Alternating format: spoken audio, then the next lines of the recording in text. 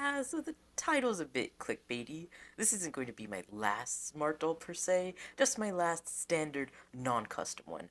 But that's a bit too long, and why sweat the details, right? So then, let me tell you a story. So about 7 years ago, I got my first smart doll, Crimson Kai.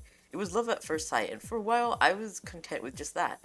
Until I saw Summer in Tea, and then Felicity in Milk.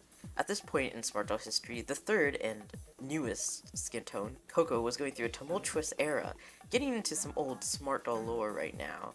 But before we had this gorgeous skin tone, Coco unfortunately had the Pixar ashy gray purple treatment. It first went on sale at Anime Expo 2018 with the release of Harmony, and then I think maybe one more original doll, which was released in the skin tone, Moonlight.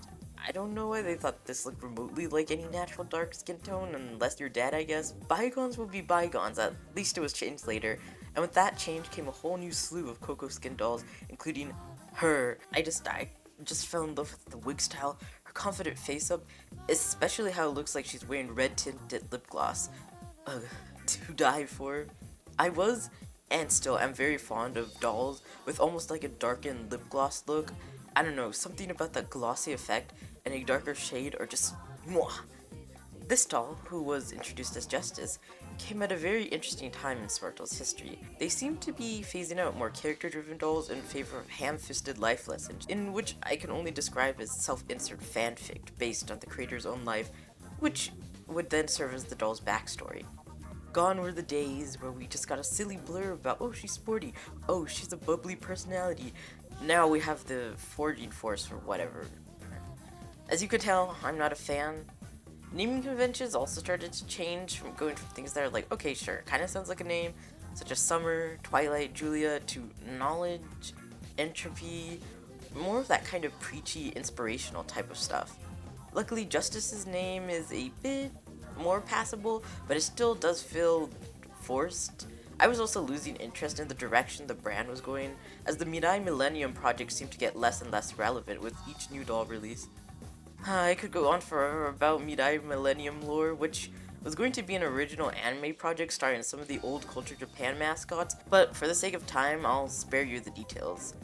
Anyways, seeing as I was a child, and B, jobless, I wasn't able to buy Justice at initial release, which was October 26, 2018. She's actually the only girl smart doll I had interest in that ended up with no major changes in her design from initial photos to final product. Well, at first, I mean. Remember, character continuity was slowly starting to be less of a priority, so once in a while, a doll's wig or eyes would be changed.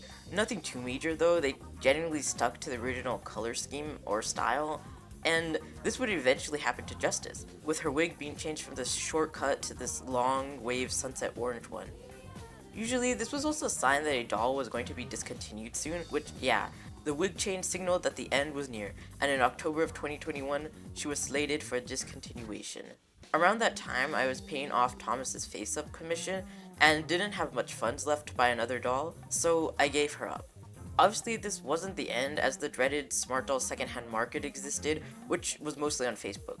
Honestly, dreaded in quotation marks, as I had been led to believe it was impossible to get any sort of discontinued smart doll on there. Well, that was wrong. There were several heads floating around the secondhand market. Most were from the B-grade blind bag gotcha chaos, and once in a while a quote-unquote brand new head, but it would always be missing one key component. I wasn't very picky if she came with a body or not, since that would be pretty easy to find, and what I wanted was either a head with her original short orange wig, original eyes, or both. I preferred one with a wig, since it had long been discontinued and would be harder to find. Even rarer were full sets, usually sold in bundles with other accessories, but the doll herself would be missing her original wig or eyes, or sometimes coming with neither. Then, despite being apparently discontinued, Justice did return sometime between the end of 2022 and the beginning of 2023, now sporting a choppy short orange wig and the maple eyes. I think. I didn't really want to buy from the official site anymore, putting aside what happened the year prior. I just really wanted her original look, which obviously wasn't available to purchase there. So yeah, my search continued, and for a while she was put on the back burner. Of the 3 smart doll girls I planned to get, I always had her last due to original release date, and honestly, I was surprised I pulled through on that. with By in Summer in February of 2022, then Felicity that August secondhand, with her original wig and everything. The secondhand smart doll market truly was the gift that kept on giving, contrary to what I was told. I then found a large smooth bust as well as a Gemini head. Both of these items had been way discontinued at this point. But oh no, my secondhand luck doesn't end there.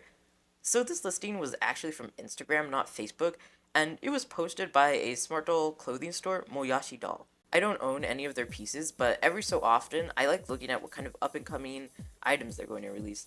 This time, they listed some dolls from their personal collection, one being Justice, full set, original wig and eyes. Plus, just like some of the other full set listings, was included in a bundle.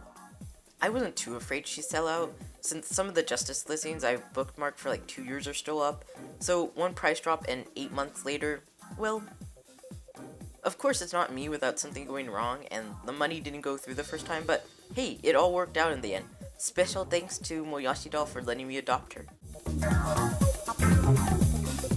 Now, before we begin, I want to apologize for not doing a quote-unquote live, so to say, unboxing to get a real, raw reaction, which seems to be a preferred way of unboxing these dolls in the smart doll community. I don't tend to be very expressive when unboxing new vinyls, and I didn't want to ham it up for the camera. You'll see. Anyways, back to the unboxing. The box was huge, and well packaged. I was debating on taking a closer look at the bag since it's a standard item that comes with all officially purchased dolls, but since this is probably the only somewhat conventional smart doll unboxing, might as well, right? It's one of the older stiff cream colored Keep Calm and Carrier smart doll canvas bags. The back has the Culture Japan CJ logo in the middle and smart doll designed by Danny Chu in a smaller font at the bottom. The sides both have the same text. Personally not a fan because I find it a bit outdated.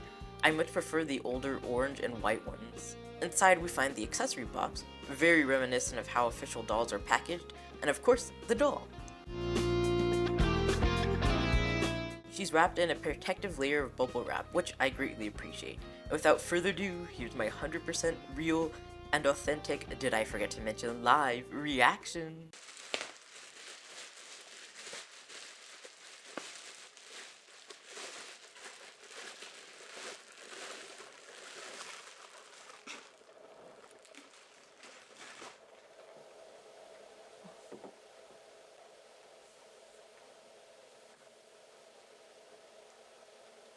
Yeah, not much.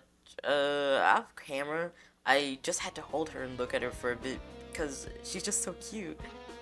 Trust me, I was still very excited to finally see her in person. Speaking of which, let's take a closer look at her beautiful face-up. Her makeup consists of black winged eyeliner with 2 lashes on the tip, an absolutely adorable row of dark-colored bottom lashes, thin dark brown eyebrows, and a small white highlight under her eye crease. The most interesting detail, and the one that first drew me to her, is her glossy red tinted lips. Her eye chips in particular have been used on other smart dolls, used to be available for purchase separately, so they do have an official name. Mirai Anniversary Eyes. They're an orangish brown maple color. If this was my first smart doll, I would go over articulation and such, but I only want to point out that she has a Dollfie hip joint, I think, installed that actually allows her to sit better.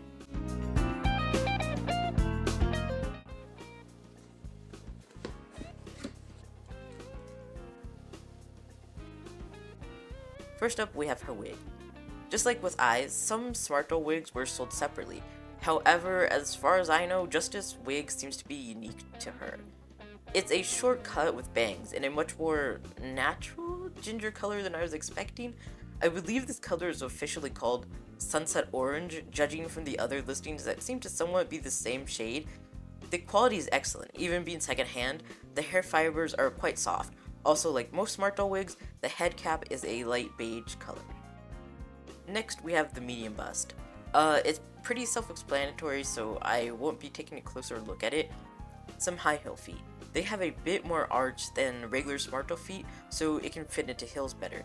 They're not really a necessary option part to have, but apparently it helps not put pressure on the joint. Moyashi doll was also kind enough to include her default hip joint. And finally, the accessory I was most excited for, hands. Lots of them. On the listing, it was mentioned these were bought at an outlet sale in the Mirai store Tokyo. Basically, they might be B grade or lower, with some sort of small defect that prevented them from being sold as a regular store item. I don't mind though, if there's anything wrong with them, it's too small to even notice. In total, there are 15 individual hands, 4 pairs, 4 singles, and 3 duplicates, which consisted of clasp, which is a loose fist with a thumb at the side instead of being balled up. Officially, these are called boob cover, but I'm just gonna call them cupped. Grabby hands, or as I like to call them, paws up. I also got a duplicate right hand, and a pair fist. Moving on to the singles, we have a left open hand, and a right grip gesture. 3 right live long and prosper hands, and my personal favorite, a left 3-finger piece. It's my go-to pose, so I was very excited to see one included in this pack.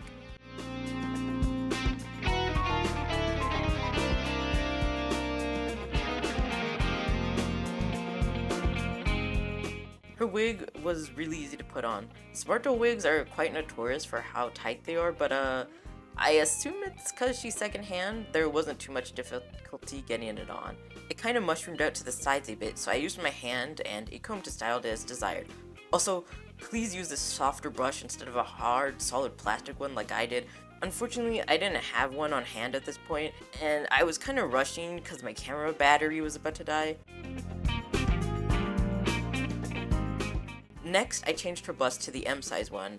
I didn't put her head back on correctly, so if her neck looks a little too long, that's why.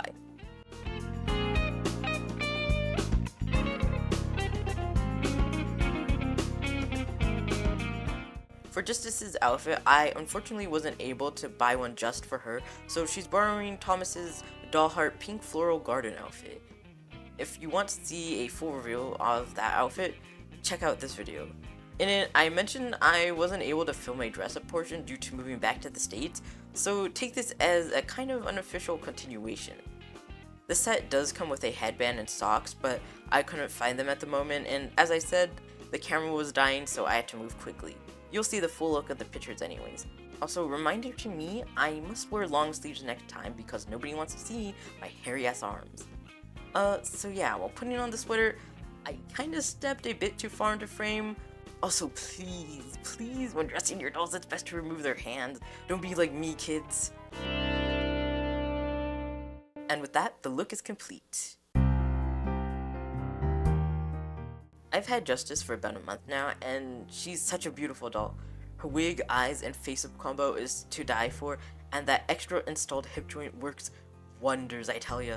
I do have to say, her wig is extremely loose. I should have seen that coming, but I was not expecting it to fall off completely. Literally, the day after filming, I took her to Anime Impulse, and as soon as I stepped out of the car, it fell right off. 2 times! Sorry to all the people who had to see me decapitate her in line to put the wig back on correctly. I really don't mind that much, though. It's more funny than a legitimate problem. Nothing a silicone wig cap can't fix, right? Other than that, she's a wonderful doll. She's kind of become my favorite out of the 3 smart doll girls I have. Personality-wise, I picture her as someone who loves to travel. In a very rough draft of her story, she's newly graduated from college, and is taking a gap year or something. I don't know, I'm not a fan of her original, for lack of better words, fan fiction, but I still want to keep the travels to Japan aspect. Maybe for different reasons rather than just work hard and you can do anything. Anyways, style-wise, I think this kind of girly, glamorous aesthetic really suits her. Like a lot of soft, peachy colors, obviously mainly orange, as it's her signature. In my mind, at least. Oh, speaking of which, guess who we met at Anime Impulse? Oh, yes, the creator of Smart Doll himself, Danny Chu. I didn't take any pictures, nor did I have a really enriching conversation. Kind of fumbled on that one. But hey, he did give me this I'm cold badge. Man, it was quite surreal meeting someone you've heard about online and somewhat kept up with for the last 7 years. These dolls have had such a big impact on my life, for better or for worse. I couldn't help but wonder what this internet stranger thought when we met. Does he think I'm a first-time smart doll owner? He doesn't even know that I just barely had this doll for a day, and also, she's my last. Well, I mean, as mentioned before, my last smart doll girl, that is. What a fitting first big doll unboxing to have on this channel. It seems like such a recurrent theme to have throughout this year. Endings, but also new beginnings. From starting in and then leaving Japan, going to Anime Expo by myself for the first time, and now having the first BJD unboxing be my last standard smart doll. I'm glad I got to document it here, and with that, happy first anniversary to this channel! Technically, it was on the 8th of January, but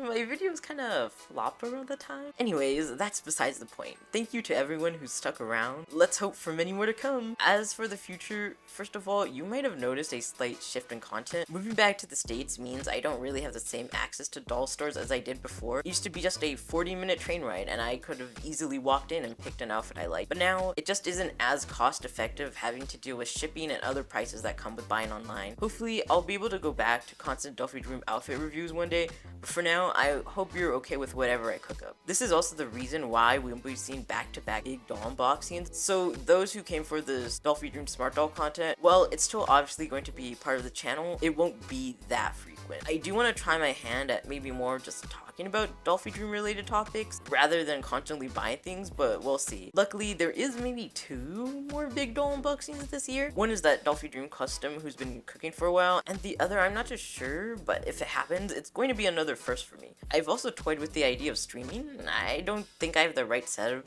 as of now, but it's something to watch out for the future. So yeah, once again, thank you to everyone who stuck around this long. And with that, good night.